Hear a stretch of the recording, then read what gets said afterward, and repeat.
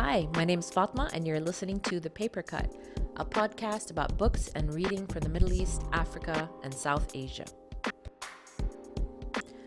For today's episode, I'm sharing a conversation that I had a couple of weeks ago with my good friend Sami Al Asmi for Oman's English Radio 90.4 FM.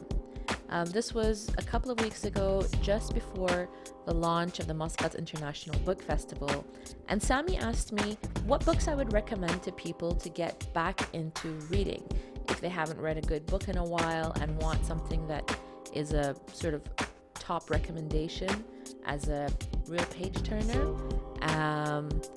Well, I came up with this list that you will be listening to in just a moment.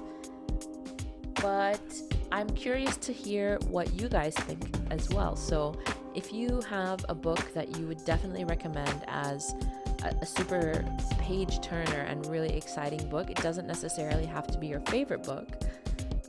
Go ahead and leave a message on my Instagram or on my website, both of which are at thepapercut.club. And let me know your recommendations. I'll be gathering all of the top picks from listeners and sharing them on my Instagram. Incidentally, this couldn't come at a more opportune moment. I'm hearing a lot of stories about people getting quarantined or thinking about getting quarantined, and if you're locked up and looking for something to fill up those long hours, definitely these books would keep you good company.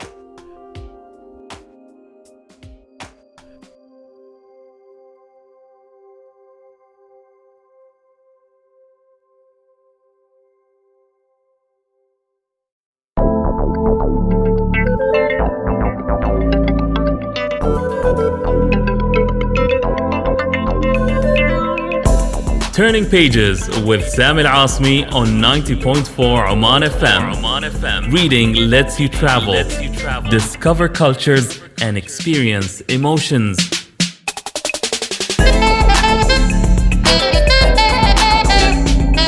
Turning Pages with Sami Al Asmi. On this show, we discuss the culture of reading and its importance for societies.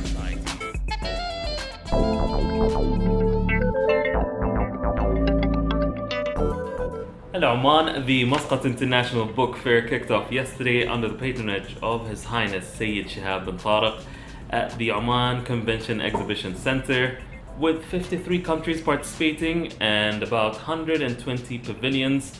There's going to be multiple activities until the 2nd of March.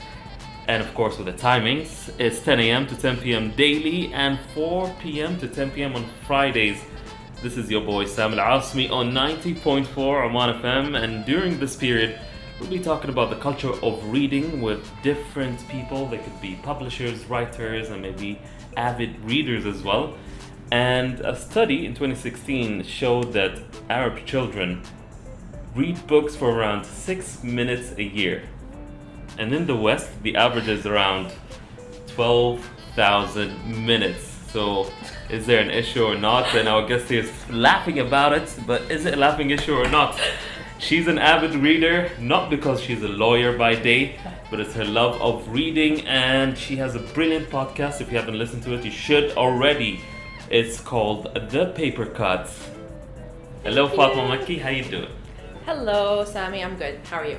Very well, and let's talk about reading. Why do you love reading? Well, I have loved reading ever since I was very young. My parents used to drop me off at bookstores. I grew up in Paris, and my parents would, that was where they would take me to have fun. So there would be all these massive bookstores with all these amazing books from all over the world, and I would just go and spend hours there. And at home, we would always be surrounded by books. So I loved being able to imagine worlds, and I loved the worlds that were being built in those stories. And I grew up reading Roald Dahl, so that was like my segue into my love of reading. So basically, If anyone reads a Roald Dahl book, like you just enter into a whole new world, and you feel like you sort of all of your worries and petty things about your life sort of disappear. And I've always loved that, and I've always loved being really curious. So exploring different subjects and themes and characters in different types of books has always been like a lifelong fascination for me. So do you remember the first book you read and you were like, oh my god, the imagination, where I'm going, where I'm disappearing into is just magnificent. I don't want to get out of it.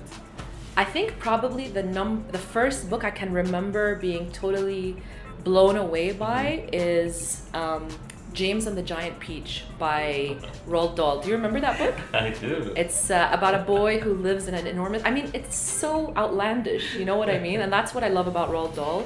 You can just create whatever you want, and that kind of freedom was always really, like, intoxicating to me. But what about finding this report? When I mentioned it, you laughed. But we all know, right? You laugh about it, but you feel sad about it. It's sad, I have to say. I was shocked. Like, I know people don't read. I know people generally don't read a lot, myself included. But I didn't think it was going to be that bad.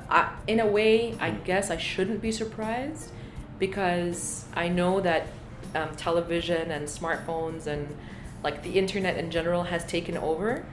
But maybe it's because I live in another world where people love to read that I assumed that the number would be higher than that. But that just makes me, honestly, it makes me really sad. Well, you have an issue because the parents don't read, and then of course the kids won't read. Yeah. And then, like you mentioned, with the culture being towards technology, 30 seconds, different applications. Yeah. People are not interested anymore. I think that love of reading is never going to go away, and it's reading is never going to not be something that exists in the world. But I think that in the modern day we need to like have modern tools for people who like to read. So I mean, now there are ebooks, and I mean maybe just the way in which people read is going to change. Ebooks, audiobooks, things like that. But literature and books will always be there, but we just have to like bring it back to the 21st century, or bring it into the 21st century. As an individual, like myself included, I used to read a lot, and then I got busy with life and I forgot that there are these amazing literatures around me. I just need to make time for it, sit down and read. So how would you say that I should go about it if I am to like add a book? Now I have this book with me. Yeah. It's amazing. Yeah. Joch Al-Hafiz's Slay of Bodies, and it's my number one for 2020. I want to continue with it. Yeah. But it's amazing. The book is about 200 pages, give or take. And it's taking me about a couple of weeks, but I'm going with it. How can I keep this up? Yeah. Well, I think the number one thing for anyone to be consistent with reading, in my opinion, is read books that are interesting to you. People always think that, I have to read, so I'm going to go buy War and Peace, or, Dostoevsky or whatever, But that's not the case. Like, you have to start with something that you're interested in. Like, I used to be a real book snob, and I'm still a snob, but I'm a lot less of a snob, than I was before. Before, I didn't think, it's not a real book unless it's a classic. And obviously my definition of a classic has changed, and my view on this has changed a lot. Is that people should read what they're interested in. If you're interested in like nature, for example, then read a nature book. There are amazing books out there about traveling in nature, going camping, there's so much. If you're interested in cars, read a book about cars. Whatever it might be. If the topic is interesting to you, the book is you're not going to want to put it down. And I've had times when a book was so fascinating to me, I've lost sleep over it. I may or may not have been late to work for it, but I can't confirm or deny that. And so on. So like, it has to be interesting. That's number one. And number two is, don't think that you have to have like a pocket of 5 hours to sit down and read, because you'll get bored anyway. Just have your book with you. 10 minutes here, 10 minutes there, it'll add up over time, and you'll keep it up. But make it a fun thing. Don't make it like, I have to go do my homework and read now. The one on the list. Exactly, So those are my two main things to tell people. Well, doing that, we're going to go with the list of books. I asked Fatma when coming here to meet up with her that she should have a list of books, 10 books to ease you into reading. So it shouldn't be a book to read, a must-read list for 2020 or 2019. Nothing to do with the year, but how can you ease yourself into reading the books? And the top 10 with Fatma right here, and starting with number 10. Okay, we'll start with number 10. Yeah. Okay, by the way, these are not in any order of like popularity or anything like that, but I'll start with number 10. So just before I begin, I'll just say that I tried to come up with a list of books. These are not necessarily my favorite books of all time, but these are books that I love, and I think that they are perfect for someone who wants to get into reading, but they're a bit like anxious or whatever, and they you know, it's a perfect intro, let's say. So number 10 on my list is by a South African author called Yewande Omotoso, and it's called The Woman Next Door.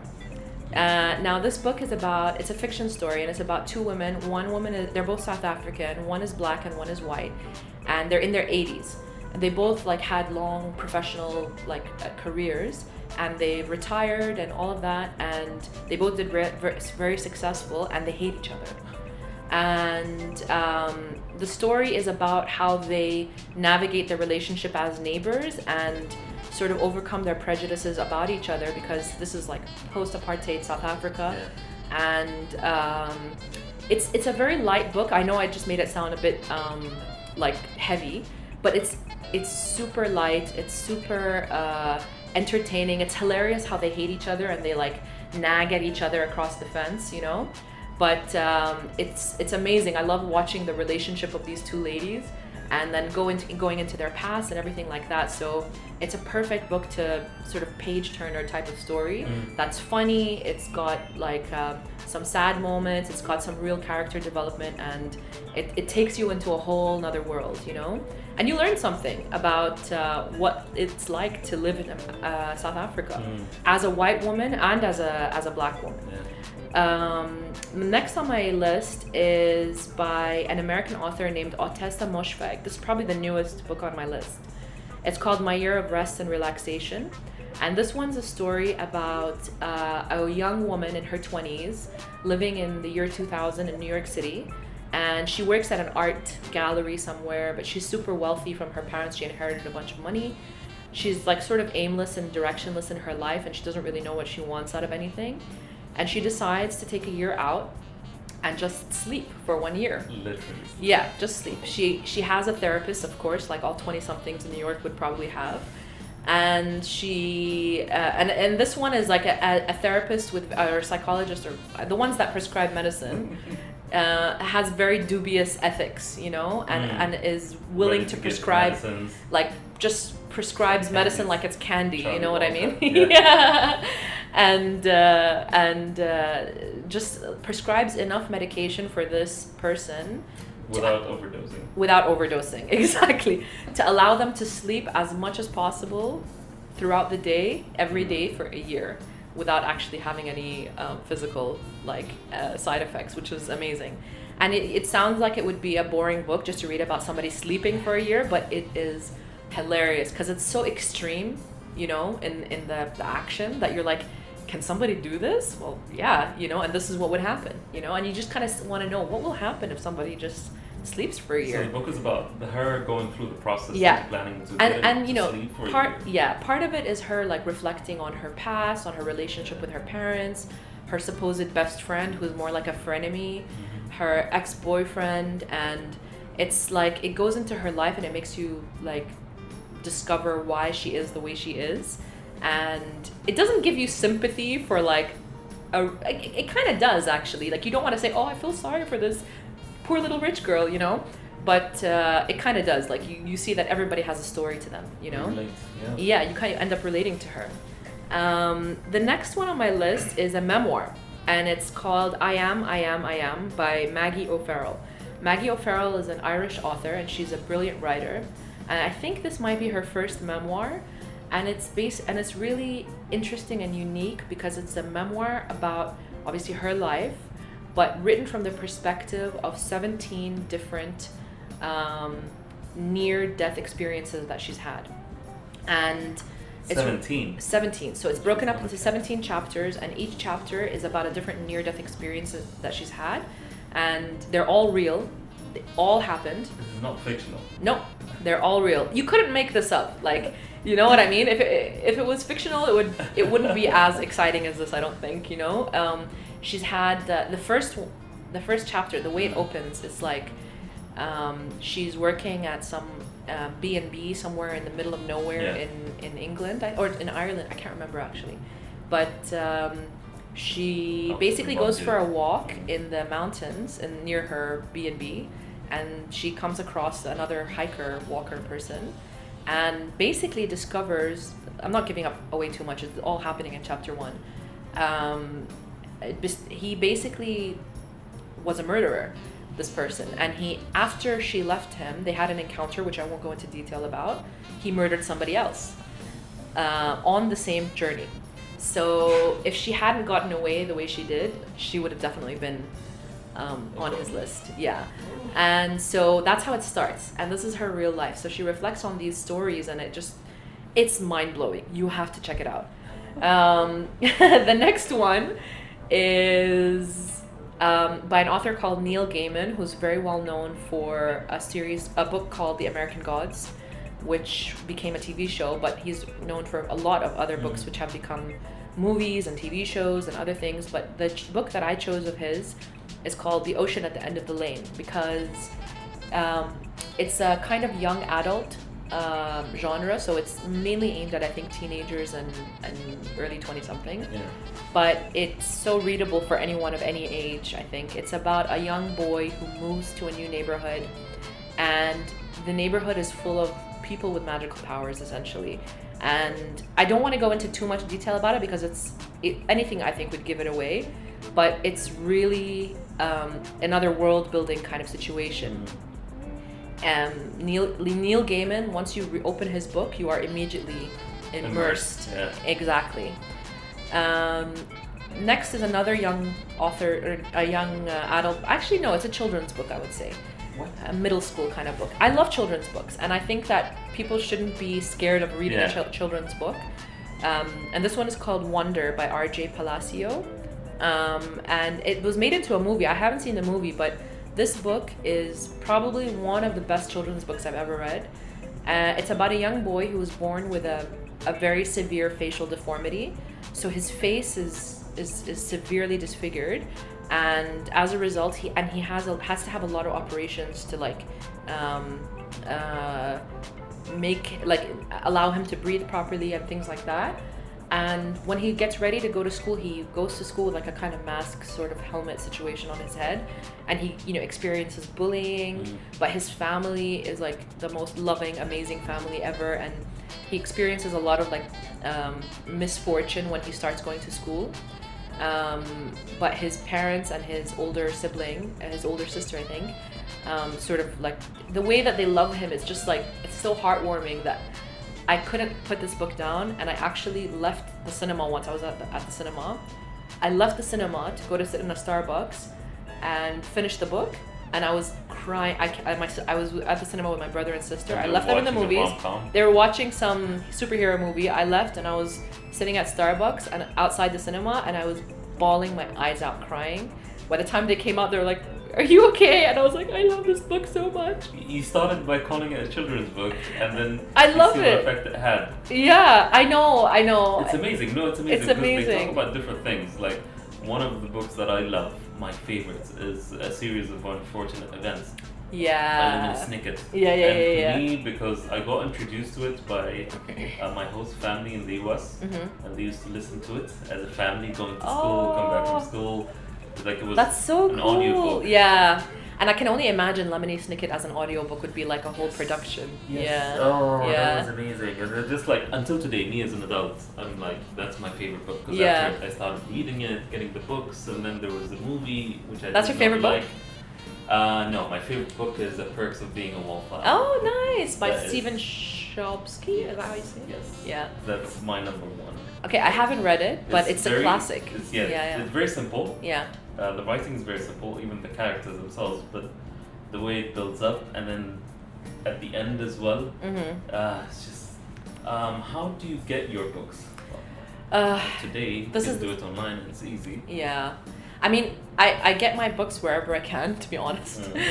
So we obviously have, I think, a big shortage of bookstores in Oman. We used to have amazing family bookstore and other places, but they all closed down. But I get what I can from places. I prefer physical stores. I don't like ordering online. Me too. Because I love browsing through a bookstore, and I don't necessarily know what book I want to buy. There's a great feeling about it. Just exactly. I like to be able to pick a book off the shelf, read a couple of pages, you know, and I've discovered my favorite books in the world that way. But mainly I get my books from, obviously if I'm buying in Oman, it's going to be Borders. But a new independent bookstore just opened up called Pages. I'm not this is not like an ad or anything, but like I'm so excited, you know, like it's a proper bookstore. It's in Medinat Qaboos, and so I've started buying from them. And other than that, I'll order stuff online, but mainly my books come from Dubai, from Book World, Kinokuniya. Yeah. Of course. If only we could have something like that. If there's like a person who works at Kinokuniya who happens to be listening to this. But yeah, the beauty of the independent bookstores as well, because we have like a couple of ones in Lahore, there's one in Adeba, and they're growing as well. Yeah, and I've noticed. They need that support. Definitely. From us going and buying from them through them for it to grow. Yeah, 100%, because a bookstore, just like any other, first of all, bookstores have very small margins, so they rely on good support systems, you know, and they rely on community support. So it's the neighborhood around them that will be their biggest supporters, or should be, I think. So yeah, if I ever have a bookstore in my neighborhood, like I'm just gonna park myself there like every day. If it's a cafe, even easier. Exactly. Yeah. Continuing with the list now. Okay. We got. So we're halfway through with the list, and the next one is called The Elegance of the Hedgehog by Muriel Barbary. Now this book is by a French author, and it's another one written in the perspective of a child, and I love those books because the contrast between the innocent voice and the things that are going on around them is just makes it so interesting. And it's about a 13-year-old girl. Now this sounds dark, but it's actually a comedy. A 13-year-old girl French girl who's obsessed with like Japanese culture in general, decides that she's going to commit a form of Japanese ritual suicide. Now I know it sounds a bit dark, and the book is about her deciding that she's going to go through with it. Now, just so that I can not disturb people, she doesn't actually go through with it. Okay. No, it doesn't happen. So the book is not that kind of book. But it starts with that intention. And it's also about, so as she talks about why she wants to do this, she also reflects on the different people that live in her apartment building. Okay. Now, Parisian apartment buildings are very like classic type of like, I don't know, they're just so fun to write about because people live in those buildings for like their whole lives, and the building becomes like a little micro community, and everyone is so eccentric and all of that kind of stuff. So there's a lot of, let's say, strange people that live, and it includes like the servants that work in the building and a dog person who walks the dog, I think, or something like that. I don't want to there's so much to say. It's so all over the place, this book, that I can't really give you more than that. And you read it? What do you mean? When you read it in English? Oh yeah, I read it in English. Yeah. So it has an amazing translation in English, and Because usually translations could be hit or miss. Definitely, it's hard to translate. It's hard to translate in general, but like this book was published by publishers called Europa Editions, and they're known for their translated works. So their quality of translation is extremely high. So that's why Nothing lost in translation. Well, as little as possible. I think there's always going to be something lost, but the translator has to put their own sort of energy into it, if that makes sense. So the next one, another translation actually, is by a Sudanese author called Amir Tagassir, and he wrote a book called Telepathy. Telepathy is a very short book. It's a novella almost, and it's sort of I don't want to say fantasy because it's very realistic, but it has a very strong fantastical element to it, which is basically the main character in the story is an author, a very well-known Sudanese author. Not in real life, obviously, it's a fiction. And he writes a novel about a character, and there's one main character in that novel. And when he publishes it, at the launch, the book launch, a man comes up to him in the crowd and tells him that this book is about my life, basically, and you're writing about me. My name is so and so. This happened to me, blah blah blah. And he's like, and you also write how I died, so I need to know how you know this. So it's like the person that he wrote about is actually a real person, but he had no idea. So it's like he kind of I don't want to say he kidnaps him, but they go on this journey together, and it's just like another one of those amazing what if type of books. Like, what if I wrote about someone and what I made up is actually real, you know? It's like the dark version of the Will Ferrell movie. Which one? I can't remember the name of it, but he was someone is narrating his life. Okay. And it turned out that he's a character in someone's book. Oh my god! Or it's kind of like that Truman Show. Yes. You know the Truman Show with Jim Carrey? Yeah. Yeah, I love that, yeah. But this is a thing that's very like, it comes up every once in a while in literature and art in general. It's fast-paced. Yeah, it's very fast-paced, it's very eerie, and I just wanted to give people a little taste of Sudanese literature, which is very rich, you know, so very readable book. And number 3 on the list is To Kill a Mockingbird by Harper Lee. Classic. I've read this book many times, and every time I get something new from it. It's one of those books that you can definitely inhale in one afternoon.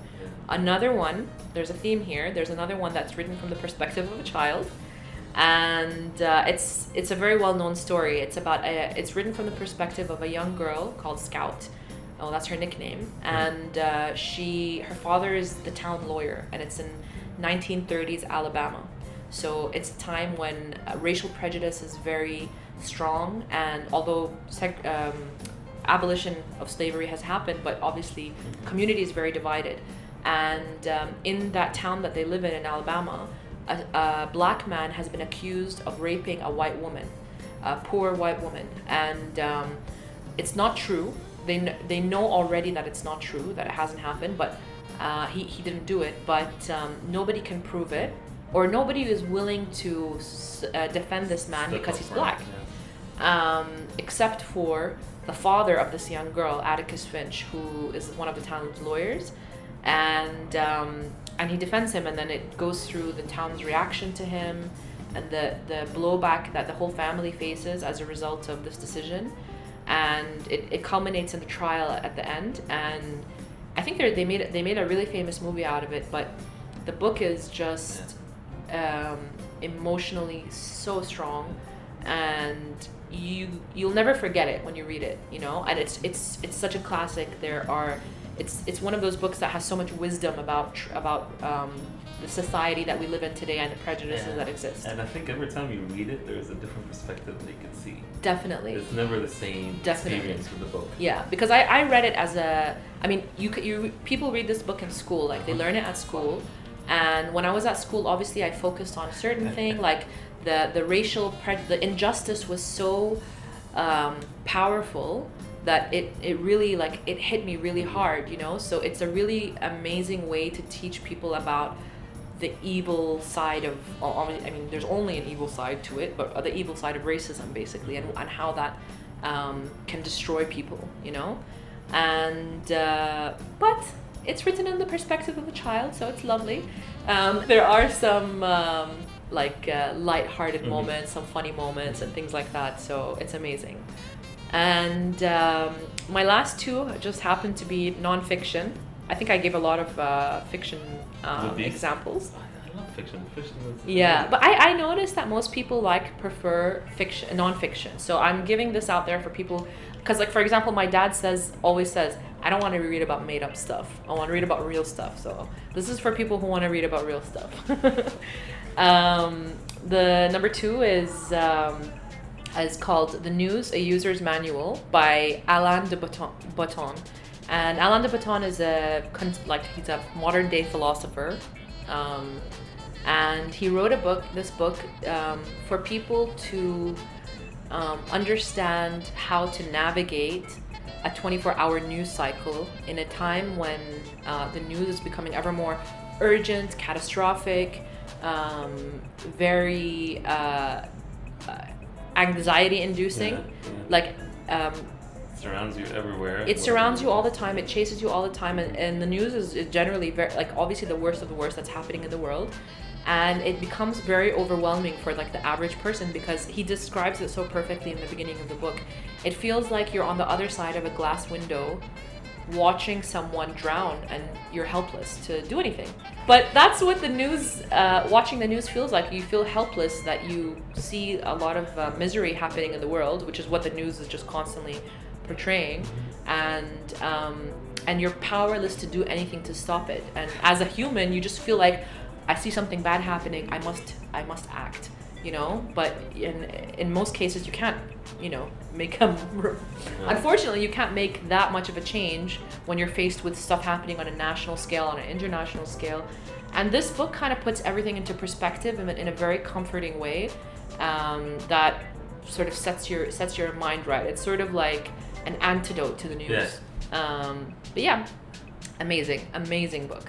And getting to number one, is it your number one favorite book of all time?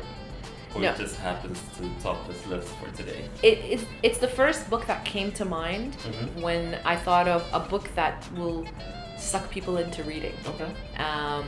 It's not necessarily, as I said, my favorite book, Yeah. but one of the most readable books I've ever read. It's by an author called Bill Bryson, who is just I'm the president of his fan club. It's called At Home. And At Home is basically a book about the history of the modern home. And I know that might sound boring, but it's actually fascinating and he's talking about modern, more Western style homes, because that's the area that he comes from.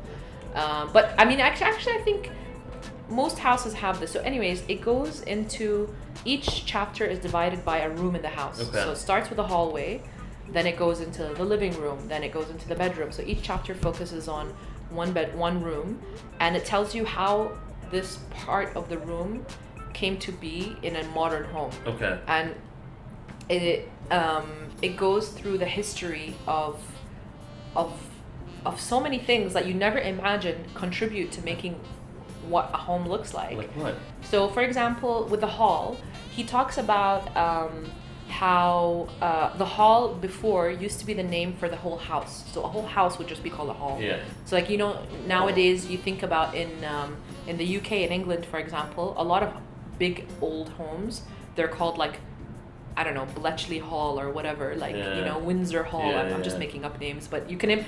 That sounds like something you would see in England, So the hall was actually the whole house. Then somehow it sort of shrunk into just that main entrance part that you get into when you walk into the house, or the bedroom, for example. The bedroom wasn't really a separate thing. Before, the family used to kind of just sleep in the living room, kind of. All together. And then slowly, little by little, people started sleeping in their own rooms. Then the head of the house gets the biggest room, and it's sort of changed. And you see how the layout of a house changes with the way history changes, with the socioeconomic changes happen in society, and that actually affects the way a house looks like. And it sort of makes you think, and the way he does it is he's a master storyteller. So he'll go into all of these entertaining stories about history that you never think you would find interesting, but he just has an angle that sucks you in, and you don't feel like you're learning something, but you are learning a lot. So I think that's probably the best way to read. Yeah. So I love Bill Bryson, and I love everything he's written, which I've read. He's most known for travel writing. I haven't read all his travel books, but he's definitely most known for travel writing. And anything you pick up from Bill Bryson will be good. There's a 200-page book he wrote about Shakespeare. Now, you'd think that would be not interesting, or it would be too intellectual, but he's talking about who Shakespeare is as a man. And first of all, I feel so smart just saying I read a book about Shakespeare, so it's worth it to read just for that. Second of all, it really opens your eyes about who this person is. Like, you know, it's like this big name, Shakespeare, but and he had a really interesting life. So Bill Bryson has that way of just getting you hooked. Yeah. Brilliant. So that's the list from Fatma Mekki. The top 10, no, I wouldn't say the top 10. The 10 books that would ease you into reading if you're interested to get yourself into reading like myself. And of course, not drop it. That's the most important part. Yeah. Not drop the ball, not drop the book. Yeah.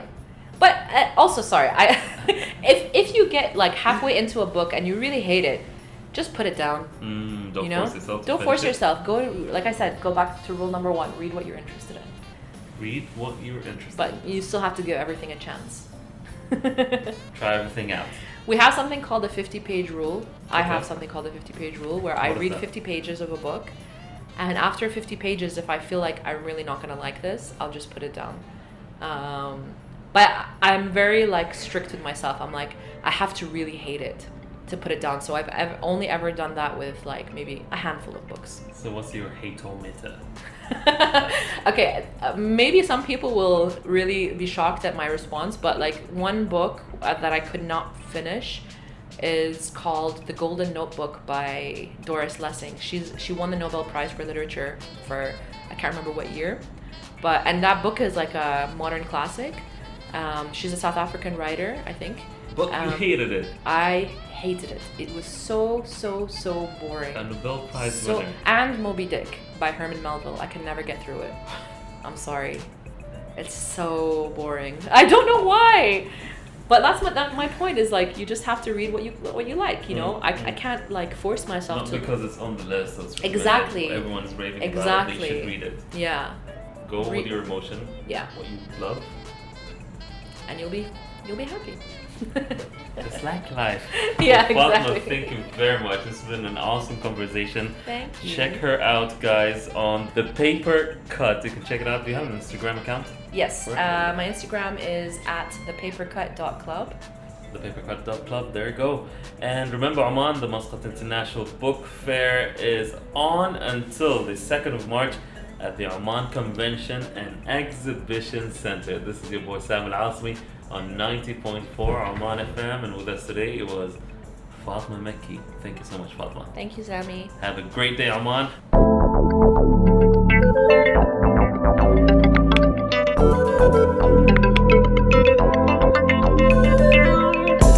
Turning Pages with Sami Al Asmi on 90.4 Oman FM. Reading lets you travel, discover cultures, and experience emotions.